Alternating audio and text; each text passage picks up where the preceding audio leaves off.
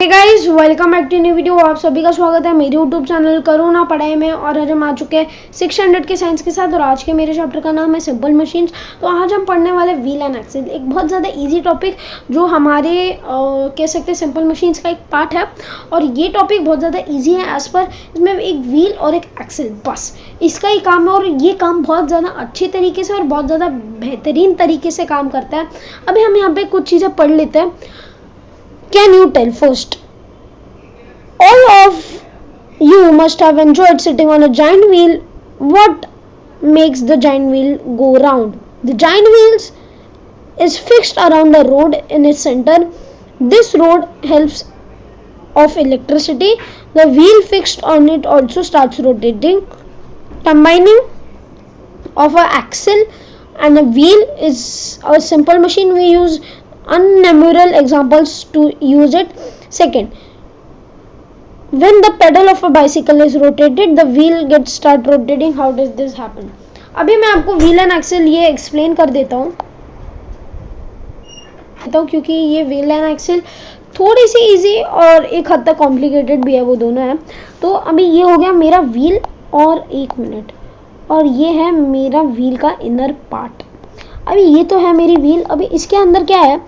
इसके अंदर है एक एक्सल, और ये है मेरी ये जो छोटे छोटे डॉट्स है ना, ये है वो एक्सल। और एक्सल यहाँ तक बाहर तक आते हैं, और ये एक्सल पूरी तरीके से व्हील में कनेक्टेड होते हैं, ऐसे ऐसे ऐसे। फिर वही जो बाहर की चीज़ होती है वो पूरे व्हील से कनेक्टेड होती है, ऐसे ऐसे ऐसे ऐसे ऐसे ऐसे ऐसे। और जब ये जो एक्सल है अभी हमने बना लिया इसे, वो जब मूव करता है तभी वो सबसे अटैच होने के कारण पूरा पहिया चलने लग जाता है। और ये जो एक्सल है वो काहे मूव करती है, वो किस कारण के कारण मूव करती है? क्योंकि वो इसलिए मूव कर पाती है इलेक्ट्रिसिटी के कारण। मैं आपको और एक इसको अच्छे से एक्सप्लेन कर सकता हूँ। अभी ये है मेरा सर्कल।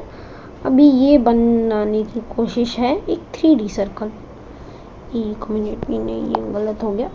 ओके, हमारा 3D सर्कल अभी कुछ ऐसा दिखता है। तो अभी हमें क्या करना है? अब जो ये रोड्स है इसे हम एक तरीके से कर सकते हैं जॉइंट। अभी जॉइंट होने के बाद आप एक ऐसा एग्जांपल कर लो कि एक दूसरे के बाजू बाजू में दो सर्कल्स है। ये एक दूसरे के बाजू में दो सर्कल्स है जो एक के ऊपर एक लगाया गया है, लाइक एकदम एक दूसरों के बाजू में है ये सर्कल्स। और ये सर्कल्स का बस एक ही काम है, इन सर्कल्स को एक दूसरों के साथ और एक साथ घूमना है। तो हम अभी इसे एक साथ कैसे घुमाएंगे? अभी ये रहा, एक मिनट, अभी ये रहा एक सर्कल। अभी ये हो गया एक सर्कल का पहिया, और ये हो गया एक सर्कल का पहिया। अभी इसके बीच में जो लाइन है इसे हम कहेंगे एक्सल। अभी ये जो एक्सल है ये कनेक्ट हो जाता है ऐसे। और जब ये एक्सल मूव करता है, जो ये अभी ऊपर का जो व्हील है ना, ये पूरा पार्ट ऐसे सर्कल बनके ऐसे ऐसे ऐसे बनके पूरी तरीके से रोटेट करता है। और जब ये रोटेट करता है तभी हमारा व्हील और एक्सल की जो कॉम्बिनेशन है वो काम करना शुरू कर जाती है। और इसके काम करने के कारण जो कंटिन्यूस रोटेशन प्रोसेस है वो शुरू हो जाती है। अभी जाइंट व्हील, अभी इसके साथ इनने इसका एक बड़ा सा एक अम्यूजमेंट ये बना लिया, एक सिंपल सी चीज़ का। उसके ऊपर थोड़े थोड़े से डब्बे बिठा दिए जिसके अंदर तुम बैठ सकते हो, और उसको ओपन कर दिया।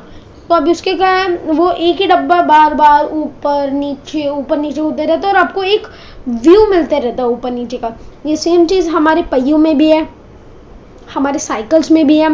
अब जो हमारे साइकिल का जो पेडल और जो हमारे चेन सिस्टम है, वो पूरे साइकिल का जो नीचे का जो बेस है, ऊपर का बेस तो सीट, फिर आयरन रॉड, फिर नीचे आता है, पर उसके ऊपर का जो पूरा बेस है वो व्हील और एक्सल के ऊपर ही डिपेंडेंट है। ही एक जो जाइंट व्हील है वो ऐसे काम करता है।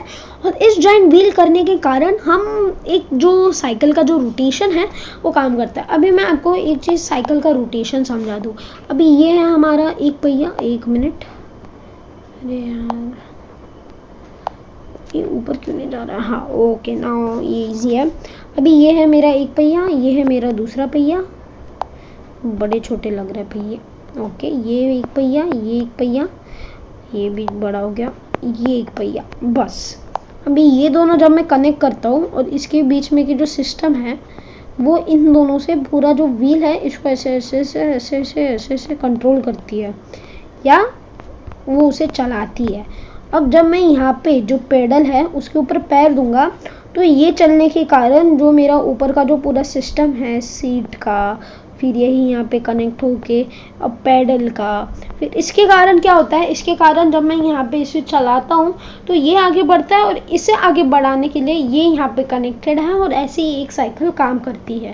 काफ़ी ज़्यादा इजी स्ट्रक्चर आप सोच रहे होंगे, पर इसे बनाना बहुत ज़्यादा हार्ड होता है। अभी इसे बनाना इतना हार्ड क्यों होता है मैं आपको समझा दूँ एक बात की साइकिल बनाना कोई मजाक नहीं है या कोई ऐसी नहीं बन जाती है साइकिल। अभी साइकिल बनाते वक्त जो उसके गियर्स हैं उनके अंदर भी बॉल बेयरिंग होती है और वो बॉल बेयरिंगों को संभालना और उनको चलाना और उस चेन को अच्छे से रखना, उसको बैलेंस रखना, वो एक बहुत बड़ा टास्क हो जाता है एक साइकिल के अंदर। और उस साइकिल को अच्छे से नाइस कंडीशन में चलाना और फिर उसका मेंटेनेंस या कभी ख़राब हो गई तो ये सारी चीज़ें भरना, फिर यहाँ पे जो चेन्स होते हैं जो ऐसे ऐसे गोल गोल गोल गोल घूमते रहते हैं उसे ठीक करना, या कहाँ चेन निकलना चाहे, क्या कोई टायर से हवा चली ना जाए। तो इसके कारण हम क्या देख सकते हैं एग्जाम्पल्स व्हील एंड एक्सल के। व्हील और एक्सल कितनी ज़्यादा सिंपल चीज़ है बट इम्पॉर्टेंट है और इसके कारण, इस इम्पॉर्टेंसी के कारण हम आज एक ही चीज़ से कितना ज़्यादा दूर ट्रैवल कर पाते हैं या कितने, जितना तुम्हारा पैर का कैपेसिटी हम उतना ज़्यादा दूर ट्रैवल कर पाते हैं। तो आज के लिए बस नहीं, आई होप आपको ये वीडियो पसंद आएगा। अगर वीडियो पसंद आएगा वीडियो को लाइक, वीडियो को शेयर, चैनल को सब्सक्राइब और कमेंट्स में जरूर बताना आपको वीडियो कैसा लगा। तो तब तक के लिए बाय बाय।